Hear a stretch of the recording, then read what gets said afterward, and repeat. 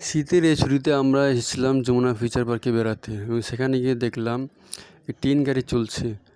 খুব ভালো লেগেছিলো দেখতে। এটি সম্ভবত বাচ্চাদের জন্য, বাচ্চাদের খেলনার জন্য কিংবা তাদের বিনোদনের জন্য এটি সেখানে চালানো হয় এবং বাচ্চারা সেখানে উঠে অনেক আনন্দ উপভোগ করতে পারে।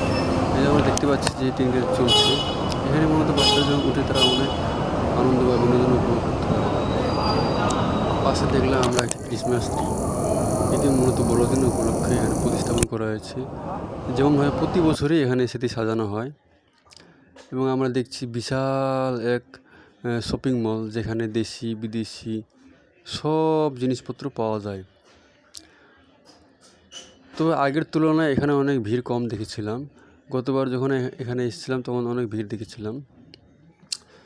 এবং এখানে আমরা দেখতে পাচ্ছিলাম সুবিশাল এক ছাদের যে উপরের অংশ, সেটিও দেখতে অনেক সুন্দর, নান্দনিক।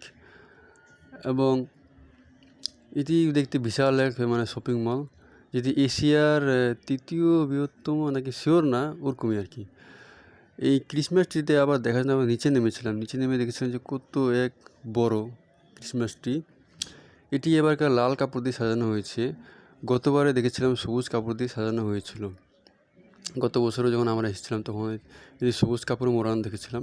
তবে গতবারের তুলনায় এবার খুব সুন্দর লাগছে। কিন্তু এখানে কাস্টমারের যে উপস্থিতি খুব কম দেখেছিলাম। গতবার যখন এসেছিলাম আমরা অনেক ভিড় এই শপিং মলের মধ্যে দেখেছিলাম, কিন্তু এবারকার অনেক কম আগের তুলনায়। এবং আমরা এই শপিং মলে যে মাঝখানে এসে পড়েছিলাম এবং মাঝখানে এসে দেখি যে তেমন মানুষজনের উপস্থিতি নেই। তো